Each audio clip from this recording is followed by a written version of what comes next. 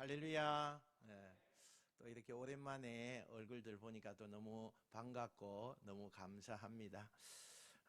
이제 이번 주간이 또 명절이 속해져 있는 주간입니다. 여러분들 가정에 하나님의 은혜가 또 풍성하길 원하고 또 국가 시책에 따라서 여러분이 잘 따라주시면 감사하겠습니다. 오늘 창세기 6장에 우리가 이제 오게 됩니다. 이 창세기 6장을 우리가 오면서 아담으로부터 시작한 인류가 구대 노아의 장손까지 오면서 세월이 장장 1500년이 지나게 돼요. 급격하게 인구가 늘죠. 이때에 아마도 인류 역사에 가장 인구가 많이 늘어난 시기 중에 하나가 바로 이때다, 이렇게 이야기를 해볼 수가 있습니다. 엄청나게 인구가 늘어납니다.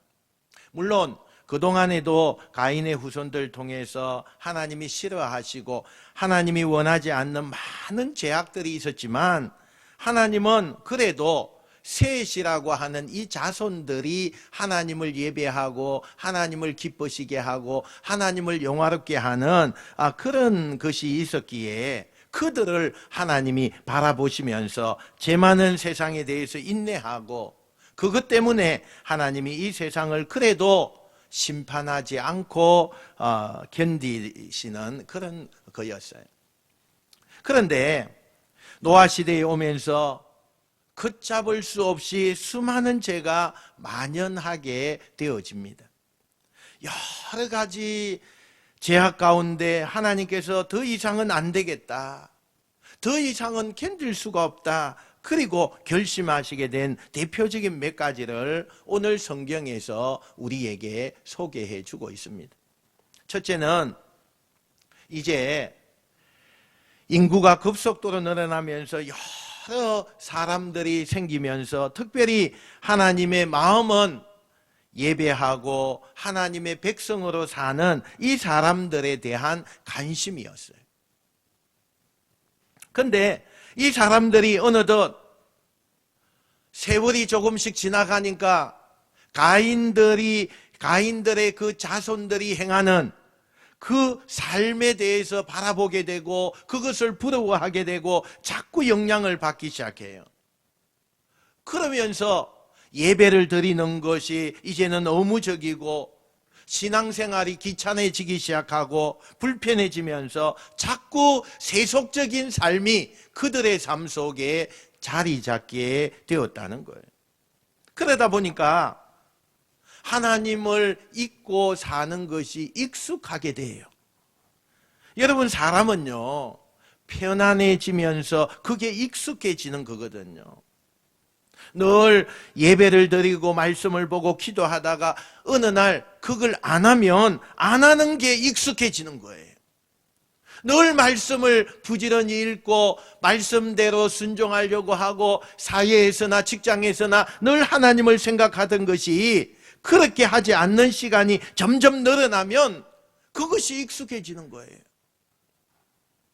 그래서 사람들이 점점 그 하나님 앞에 거룩하게 살던 사람들이 자꾸 세속적인 것에 물들면서 이제는 하나님을 잊고 사는 게 너무나 당연한 것처럼 느껴지게 되었어요. 이게 첫 번째, 하나님이 이 세상을 심각하게 보시게 된 이유예요. 세상은 다 그렇다고 치고 하나님을 예배하는 셋의 자녀들이 하나님의 기대였고 희망이었는데 그들까지 무너지니까 더 이상 이 세상에 대한 희망이 사라진 거예요. 오늘 성경에 보니까 그 아담의 후손들 가운데 셋의 후손들이 가인의 후손들과 결혼을 한다고 말씀해요. 이게 왜 문제냐? 이미 가인의 후손들은 자기들의 그 문명과 도시와 세속적인 세상을 만들면서 이미 성경에 언급되었듯이 일부 다처제가 이루어지고 있었고 동성애가 이루어지고 있는 그런 때였어요. 그러니까 셋의 후손들이 그 사람들과 결혼을 하고 그 사람들과 어울린다는 것은 그런 것이 아무렇지도 않다는 거예요. 그런 것이 불편함이 없다는 거예요. 그러니까 아담 이후에 믿음을 지켰던 그들의 그 신앙이 한순간에 와르르 무너지는 거예요. 4절에 보니까 당시에 땅에는 네피림이 있었고 그 후에도 하나님의 아들들이 사람의 딸들에게도 들어와 자식을 낳았으니 그들은 용사라 고대에 명성이 있는 사람이었더라 이렇게 했어요. 또 심각하게 본 죄악 중에 하나가 뭐냐면 그 당시의 사람들은 어떤 사람을 제일로 영웅으로 생각하고 부러워하느냐, 네피림이라고 하라고 해가지고 그 네피림이라고 하는 뜻이 뭐냐면 거인이라는 뜻이에요. 그러니까 고대 사회에서 칼 잘 쓰고 힘이 좀 센 사람들이 영웅으로 생각하듯이 그 시대는 사람을 많이 죽이고 힘으로 사람을 상대하고 제압하고 폭력으로 전쟁으로 자기들의 힘을 과시하는 사람이 영웅이 되고 성자가 되고 그런 것들이 완전히 만연해져 있었다는 거예요. 여러분 생각해 보세요. 세상이 남을 죽이고 또 그 남을 죽인 것을 많이 죽였다고 해서 그 사람이 영웅이 되고 살인을 밥 먹듯이 하는 사람이 박수를 받고 그런 사람을 이 꼭대기에 가장 부러워하는 자리에 세우는 그 세상이 여러분 정상이겠어요? 그런데 그걸 너무나 당연하게 생각하는 거예요. 하나님은 이렇게 정말 완전히 거꾸로 돌아가게 되는 세상을 보면서 이게 내가 만든 세상인가? 내가 만든 피조물인가? 차라리 창조하지 않았으면 좋았을 텐데 라는 그 후회를 하기 시작하는 거예요. 그래서 제가 이 말씀을 묵상하면서 이런 생각이 들었어요. 소돔성이 죄가 많아서 망하는 게 맞는 것 같지만 거꾸로 좀 뒤집어 보면 의인 10명이 없어서 그 소돔성이 멸망하는 거예요. 노아 홍수 시대의 이 멸망이라고 하는 것은 그들이 타락하고 죄가 너무 만연되어져서 그래서 하나님께서 물로 심판하지 하는 것이 맞지만 거꾸로 말하면 뒤집어 말하면 하나님의 기대였고 하나님의 희망이었던 셋의 자손들마저도 하나님을 의지하지 않고 가인의 자손들과 어울려서 세상이 그들의 쉼터가 되고 또 하나님 없이도 살 수 있어 라고 선언한 그 가인의 자손들과 똑같이 사는 하나님을 믿었던 그 사람들이 신앙을 잃고 믿음을 잃기 때문에 그 땅을 심판받는 것 아니냐는 거예요. 우리 가정에 하나님의 시선이 나 때문에 그 마음이 나를 바라봄으로 우리 가정이 지켜질 수 있어야 돼요. 우리 교회가 이 세상에서 궁극적으로 어떤 역할을 하느냐? 세상은 죄가 너무 많아요. 세상 사람들은 그 죄악 속에 푹 빠져서 그렇게 살아가요. 그러나 하나님의 시선이 우리 교회를 향하여 머물러 계시고 우리 교회를 향해 그 기대가 여전히 있기 때문에 우리 교회의 모든 성도들이 성결하고 하나님을 바라보고 하나님의 말씀대로 살려고 날마다 애를 쓰면서 나아간다면 하나님이 우리 교회를 보고 그 기대와 그 희망을 가지고 기다려 주시는 것, 이것이 교회들의 역할이고 이것이 그리스도인들의 역할이라는 거예요. 그런데 그런 기대를 가졌던 하나님의 기대였던 이 셋의 후손들이 완전히 가인의 문화에 점령당하는 거예요. 더 이상 희망이 없어요. 이때 하나님께서 결심하십니다. 3절에 보니까요, 같이 한번 읽어봅시다. 시작. 여호와께서 이르시되 나의 영이 영원히 그들이 육신이 됩니다. 그러나 그들의 날은 120년이 되리라 하시니라. 아멘. 여러분, 이 말씀은 심판하시기로 결심하셨다는 거예요. 근데 여기서 흥미로운 표현 하나가 나와요. 그러나 그들의 날은 120년이 되리라. 좀 흥미로운 말씀이죠. 바로 심판하지 않고 120년을 기다리겠다는 말씀이에요. 아니, 지금 완전히 인류 역사상 최고의 죄악이 만연하고 있는 그 세상을 보면서 너무 타락해서 더 이상 희망이 없는 그런 이것을 당장 심판하는 것이 아니라 왜 하나님은 120년을 기다리신 걸까? 두 가지 이유가 있어요. 하나는 이게 하나님의 속성이지요. 은혜의 하나님, 사랑의 하나님. 120년이라고 하는 시간을 주는 것은 지금이라도 돌이켜서 회개하라고 하는 기회를 주시는 거예요. 또 하나, 하나님이 120년을 기다리신 이유가 있어요. 그 죄 많은 그 사람들이 다 타락한 사람들 가운데 하나님의 눈길과 하나님의 그 마음이 가는 한 사람이 있었어요. 그가 노아였어요. 노아였어요. 자꾸 노아가 신경이 쓰이는 거예요. 도대체 노아가 어떤 사람이었기에 하나님께서 세상을 심판하시려고 하셔놓고 그 노아 때문에 멈칫하게 한 사람이었을까? 노아를 표현하는 대표적인 표현이 9절에 나와요. 한번 같이 읽읍시다. 9절입니다. 시작. 이것이 노아의 족본이라. 노아는 의인이요 당대의 완전한 자라. 그는 하나님과 동행하였으며. 노아는 하나님 앞에 부끄럽지 않게 살기 위해서 그렇게 애썼던 사람이에요. 정말 하나님 앞에 내 자신을 떳떳했으면 좋겠다. 그래서 무슨 일을 하든지 하나님 앞에 묻고 하나님이 원하시는 게 뭘까? 하나님이 기뻐하시는 그 일들이 뭘까? 그걸 기도한 다음에 응답받은 뒤에 움직이는 삶의 철학을 가졌던 사람이 노아예요. 노아예요. 물론 이런 노아를 보면서 세상 사람들은 이해가 가지 않았어요. 절대 다수가 하나님 없이도 너무 잘 살고 있고 그렇게 궁상 떨면서 하나님 없이는 안 된다고 그렇게 하고 있는 저 노아, 그 노아를 보면서 우리와 어울리지 못하고 왜 이 즐거운 세상을 즐기지 못하고 살까?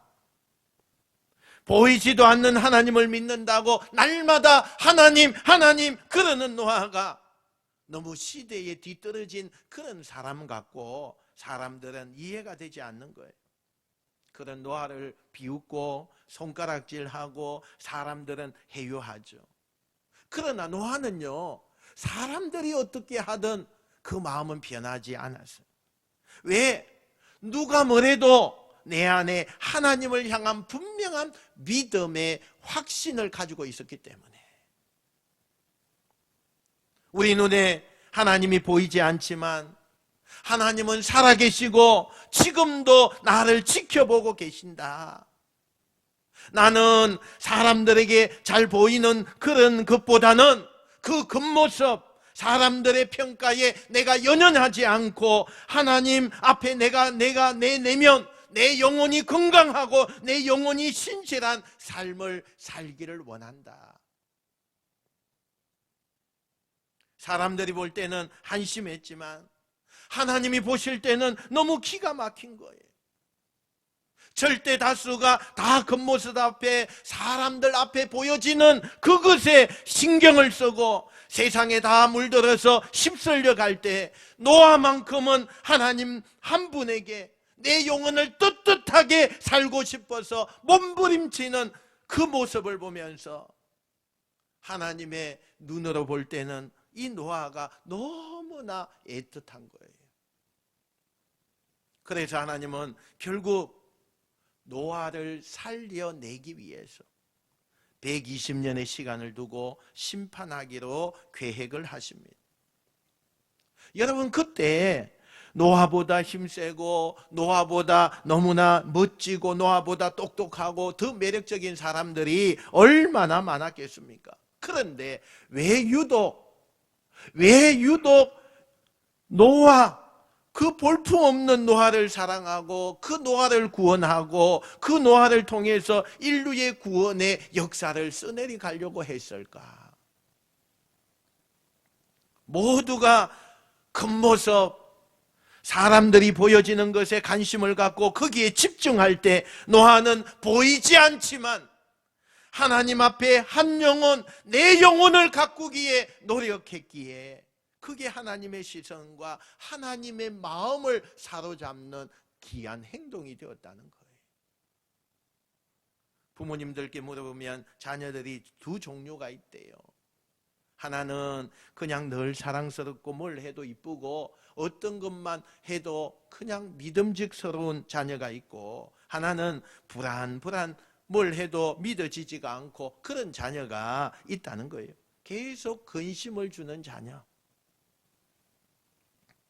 여러분, 하나님도 그렇습니다. 하나님은 이 땅의 모든 인간을 다 사랑하십니다. 그러나 하나님은 두 가지 시선으로 인간을 바라보시는데, 어떤 인간은 정말 하는 일마다 생각하는 것마다 그렇게 하나님이 기쁘게 하고 하나님을 기대하고 하게 하고 하나님의 마음이 가게 하는 사람이 있는가 하면, 어떤 사람은 사랑하지만 하는 일마다 너무 믿고 너무 안타깝고 하는 일마다 너무 불안해, 하나님이 볼 수 없는 그런 사람이 있다는 거예요. 우리는 지난 1년간 하나님 앞에 어떤 자녀였습니까? 하나님의 눈으로 볼 때 어떤 자녀였어요? 지금 노아를 평가하는 기준은 세상의 기준이 아니에요. 다수가 노아를 인정하느냐 인정하지 않느냐, 다수가 어떻게 사느냐, 그게 기준이 아니에요. 하나님께서 어떻게 보시느냐, 그게 인류 역사의 노아를 평가하는 기준인 거예요. 오늘 우리는 하나님의 나라를 어떻게 보실까를 다시 한번 되돌아보면서 세상 사람들 다수가 살아가는 삶을 따라가지 말고 내 영혼을 하나님 앞에 건강하게, 그래서 하나님을 기쁘시게 해드리고 하나님이 기뻐하실 수밖에 없는 삶이 되고자 노력할 때, 우리도 언젠가 이렇게 고백할 수 있을 거예요. 한번 따라합시다. 하나님 한 분이면 됩니다. 여러분, 이 땅에 76억 인구 가운데 당당하게 나는 하나님 당신 한 분이면 됩니다, 절대 다수가 나와 길을 걷지 않을지라도 나는 당신 한 분이면 됩니다, 이렇게 당당하게 선언할 때 하나님께서 노아에게 마음과 시선을 주셨듯이 저와 여러분의 삶에 그 마음, 그 시선을 주실 줄 믿습니다. 이런 이유에서 하나님께서 노아를 건지시기로 결정을 하고 어느 날 작정하신 그 계획을 노아에게 다 하나님이 말씀하시는 거예요. 앞으로 120년 뒤에 홍수로 내가 세상을 심판할 텐데 너는 그 사이에 방주를 만들어라. 그러면서 하나님이 직접 방주를 만들 그 소재, 코페르 나무라고 하는 그 나무로 만들어라. 또 배를 만들 때 길이는 135m, 너비는 23m, 높이는 14m. 그래서 그 안에 3층 구조로 이렇게 만들어서 방은 몇 개 만들고 창문은 저 위에 공기가 잘 통할 수 있도록 그렇게 하나만 조그맣게 만들어서 통풍이 되게 하고 안에서 바깥으로 쉽게 나올 수 없도록 그런 구조로 만들어라. 그리고 역청, 아스팔트 발라서 완전히 방수를 철저하게 하고 그 안에다가 먹을 것과 이 땅에 있는 동물의 암수 한 상씩을 다 집어넣고 아주 구체적으로 하나님께서 이 방주를 짓는 것에 대해서 관여를 하십니다. 그냥 노아에게 네가 방주 지어라 이렇게 맡기신 게 아니에요. 하나님이 직접 개입하시는 거예요. 지금으로 말하면 설계도를 그려주는 거죠. 소재는 뭘 가지고 짓고, 짓는 규모는 어떠해야 하고, 그 안에 구조는 어떻게 하고, 인테리어는 어떻게 하고, 이걸 다 하나님께서 주시는 거예요. 여러분, 그 당시에 인류가 창조된 이후에 1500년이 지나면서요, 문헌에 보니까 인간은 철을 가지고 날카로운 무기를 만들고 성을 쌓고, 이미 인류 역사에요 음악이 있고요, 음악을 가지고 사람들이 유흥을 즐길 만큼 여러 가지 굉장한 문명이 발전되어 있었어요. 그러니까 사람의 힘을 가지고 큰 배를 지을 수 있는 건 그건 사실이지만, 여러분, 개인적으로 노아가 수십 톤 되는 그 배를 혼자서 큰 바지선 같은 배를 만들 만한 기술이 있었을까요? 저는 개인적으로 없었다고 봐요. 그게 가능했던 것이 어떤 거냐? 하나님이 개입하셨다는 거예요. 하나님이 설계도를 주시고 하나님이 하라는 대로 했기 때문에, 하나님이 개입하시고 지혜 주시고 도와주셨기 때문에 그 일들이 가능하게 되었다는 사실이에요. 그런데 이 노아가 지은 방주의 특징이 있습니다. 네모 반듯하게 이렇게 만들었는데, 가장 중요한 특징은 이 배가 움직이는 동력, 노라든지 배의 키라든지 이런 건 없어요. 이 배가 어디로 갈지, 목적지를 어디로 정해야 될지 나침판도 없어요. 하나님이 그걸 말씀하지 않았어요. 노를 저어라, 어디를 향해서 가라, 어디로 가기 위해서 방향을 정하기 위해서 나침판을 가져다 둬라, 이런 게 하나도 없어요. 그 배는 홍수가 나면 딱 닫히고, 그리고 홍수가 끝나서 언제 어디로 어떻게 갈지 모르지만 그냥 배 안에서 기다리는 거예요. 자기들이 노를 저어서 목적지를 정하고 가는 게 아니에요. 마치 모세 어머니가 모세가 태어났을 때 3개월 동안 몰래 키웠지만 더 이상 키울 수가 없어서 갈대 상자에다가 역청을 발라다가 이 아기를 그 시냇가에 떠내 보내는 거죠. 이게 바로 그 바로의 손에, 바로의 공주의 손에 갈 거라고 엄마가 어떻게 알았겠어요? 알지 못했어요.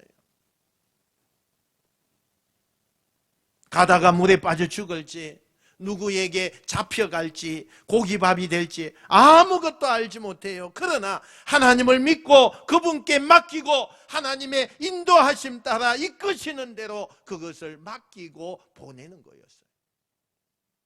노아의 방주가 그런 거 아닙니까? 내가 노를 지어서 방향을 결정하는 게 아니에요. 내가 인생의 방향을 정하고 내가 목적지를 정하는 게 아니에요. 그분을 신뢰하고 그분을 의지하고 그분이 주시는 결과에 잠잠히 기다리는 그 노아가 된 거예요. 여러분, 우리 인생도 그렇지 않습니까? 그 배가 이제 홍수가 시작될 때 얼마나 많은 비바람에 흔들리고 세상 모든 게 멸망하면서 그 배가 여기저기 얼마나 떠다니면서 수없이 부딪히고 수없이 넘어질 것 같고 수없는 위기가, 수없는 불안이 그 안에서 있었겠어요. 그러나 기다린 거예요. 기다린 거예요. 이 배를 가지고 어디를 향해 우리가 어떻게 가보자고 노를 짓는 게 아니라 선하신 하나님 앞에 이 배의 운명을 맡기는 거예요.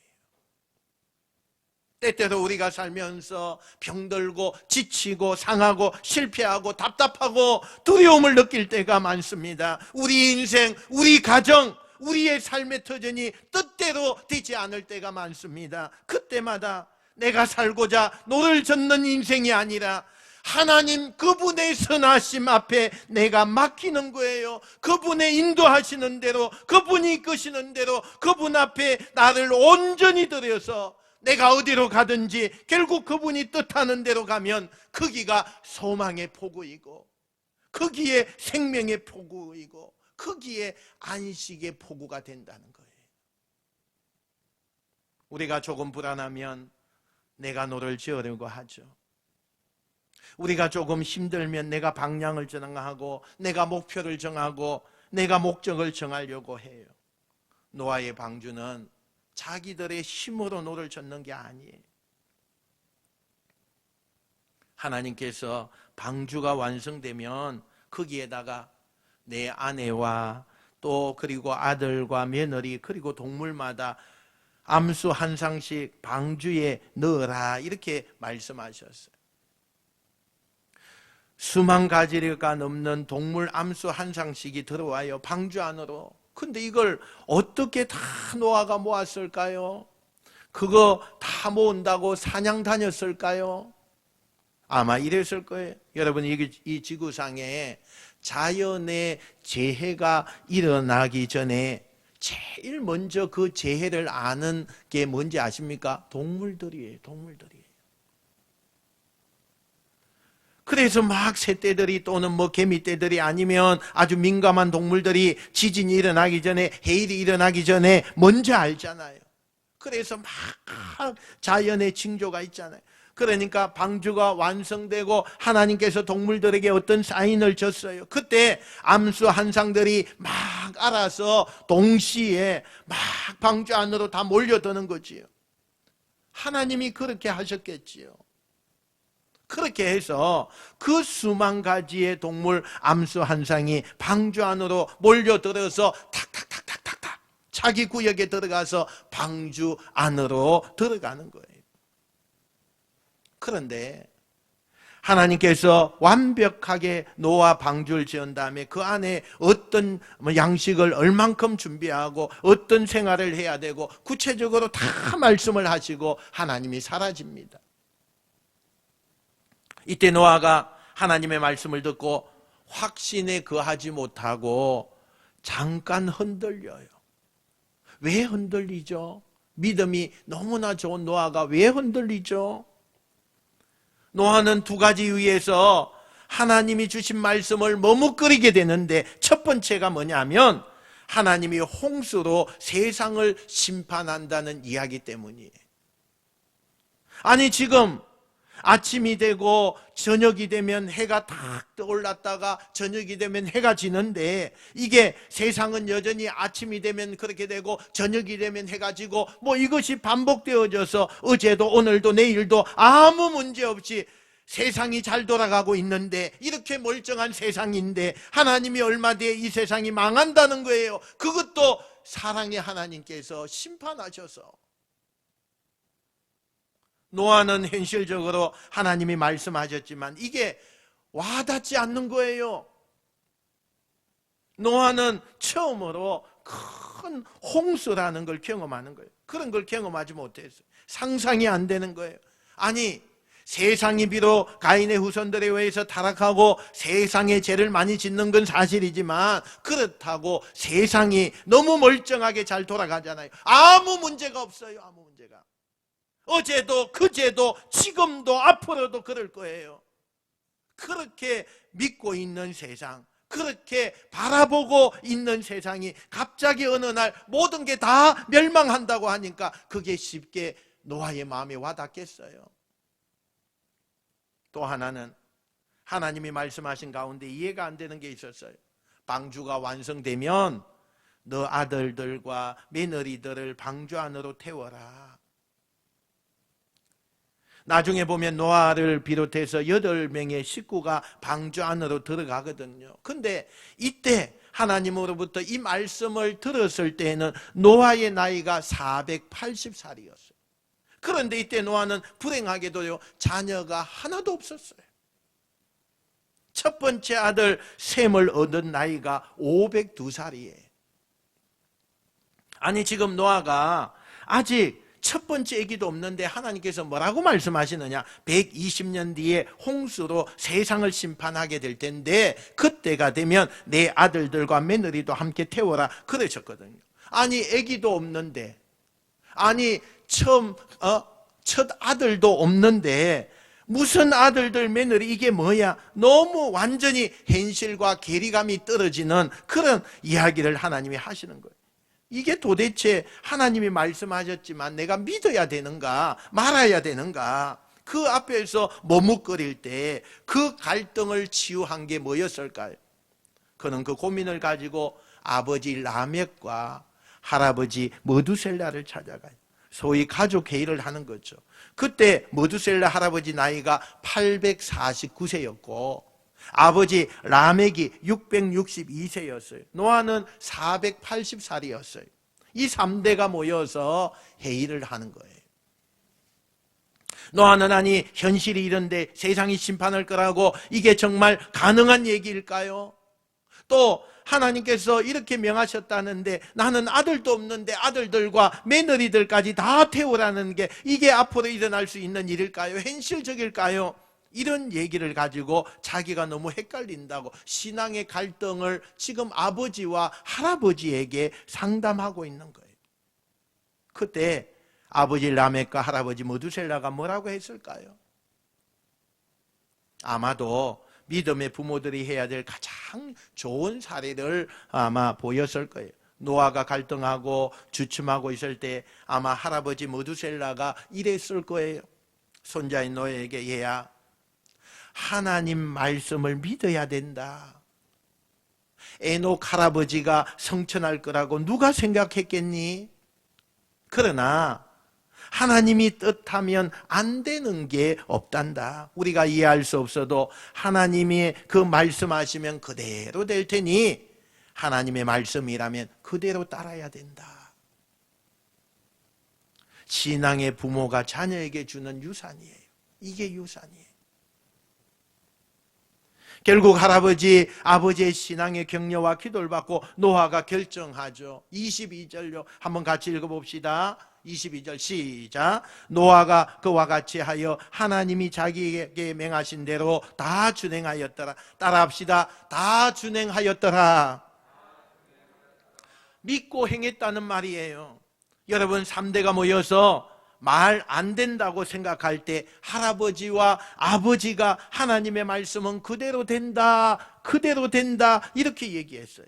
그래서 노아가 용기를 가지고 방주를 짓기 시작하고, 아마도 제가 볼 때 그의 아내는 좀 투덜거렸을 것 같아요. 바가지를 좀 긁었을 것 같아요. 당신한테 시집 와가지고 평생 내가 이렇게 살아도 되냐고.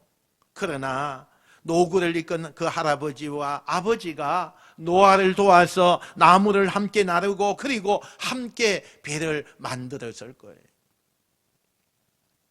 사람들이 그런 노아를 이해하지 못하는 거예요. 이렇게 날씨가 좋고 이렇게 세상 살기 좋은데 하나님이 물로 세상을 심판하신다고 저 산 꼭대기에다가 나무를 가져다가 배를 짓는 그 노아의 가족을 보면서 시대에 뒤떨어졌어. 현실성이 없어. 노아가 왜 저렇게 됐지? 마음을 그냥 안타까움을 가지고 노아 너 왜 그래? 아마 이랬을 거예요. 근데 여러분, 노아는요 그 가족들과 함께 시간만 되면 세상 사람들 설득했겠죠. 하나님이 이렇게 말씀하셨으니까 대비해야 됩니다. 지금이라도 하나님께 돌아와야 됩니다. 수없이 전도하고 수없이 하나님의 뜻을 전했어요. 그러나 아무도 그 이야기를 귀담아 듣지 않아요. 공감해 주지 않았어요. 이것을 가리켜서 우리는 영적인 무감각이라고 해요. 피리를 불고 곡을 해도 춤을 추거나 울지 않는 세대. 여러분, 우리가 세상에 나가서 아무리 복음을 전하고 하나님이 살아계심을 전하고 내가 만난 주님을 전거해도 누구도 내 이야기에 관심을 두지 않고 공감하지 않죠. 들으려고 하지 않죠. 그래서 점점점 우리가 전하는 복음이 어렵고 세상에 나가서 전도하는 게 어렵다고 말해요. 왜? 영적으로 점점점 무감각해지기 때문에. 그리스도인에게 최고의 행복은 영적으로 예민해지는 거예요. 바람이 불면 바람을 느낄 만큼의 예리함, 하나님이 말씀하시는데, 하나님이 경고하시는데, 하나님이 다가오시는데 영적으로 무감각하기 때문에 어떤 것도 느끼지 못하는 것보다 그 하나님이 말씀하실 때마다 그 말씀이 나를 다시 창조하게 하고, 내가 찬양할 때마다 내 잠자던 영혼이 깨어나게 되고, 내가 기도할 때마다 하늘의 문이 열릴 수 있는 만큼 그 기도가 힘 있는 기도가 되려면 영적인 감각이 있어야 된다는 거예요.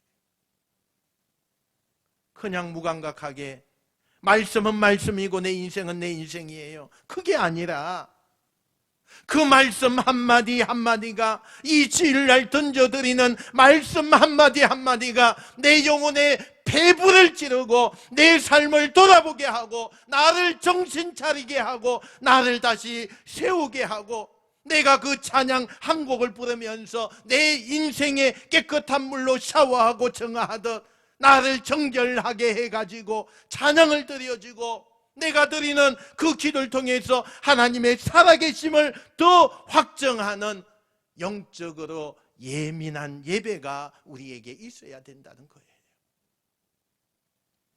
예배를 안 드려도 아무 상관이 없고, 말씀을 듣지 않아도 아무 상관이 없고, 찬양과 기도가 없어도 살아가는데 아무 지장이 없는 삶, 그것은 문제없는 것이 아니라 내가 영적으로 무감각해지고 둔해지고 있는 노아의 시대의 사람들과 똑같다는 거예요. 영적으로 살아야 돼요. 민감해야 돼요. 모든 사람들이 노아를 비웃을 때 어떻게 그들을 끝까지 그 비웃음을 견디고 방주를 지을 수 있었을까요? 이유는 하나님의 말씀을 믿고 따랐기 때문이에요.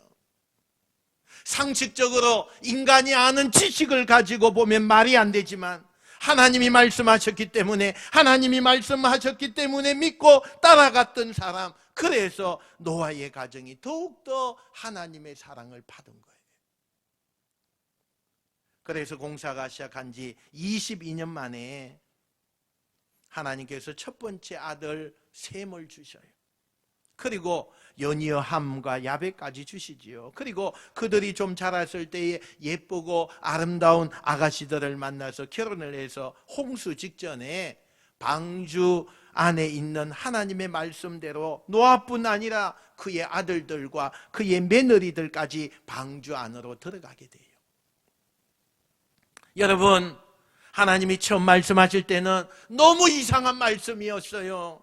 현실감이 없는 말씀이었어요. 안 될 것 같은 말씀이었어요. 그런데 이상하고 안 될 것 같은 그 말씀이 하나님이 말씀하셨으니 반드시 이루어지더라는 거예요. 할렐루야.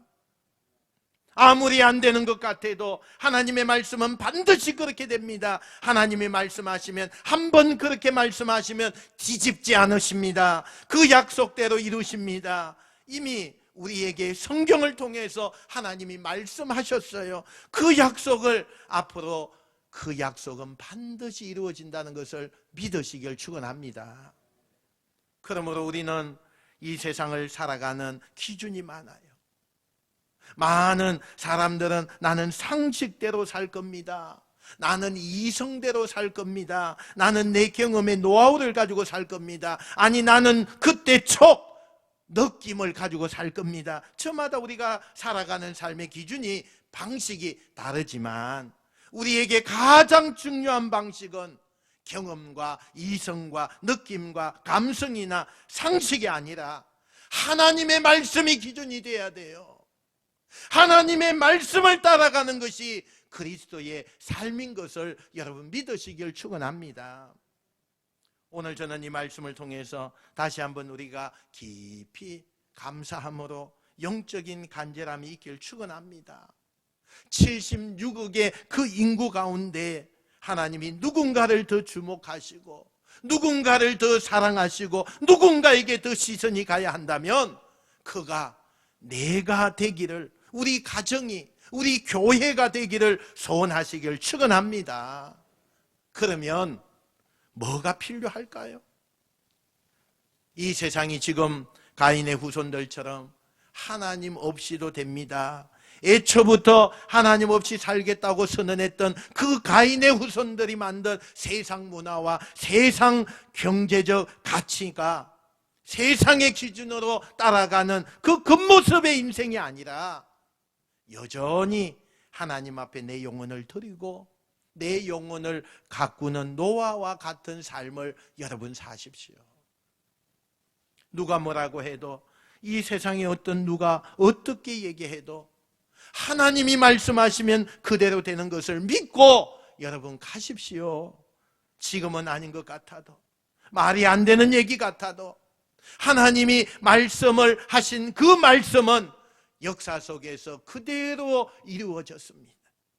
그것을 선택한 노아는 구원의 방주의 주인공이 되고 하나님의 보호하심과 사랑받는 승리자가 되었어요.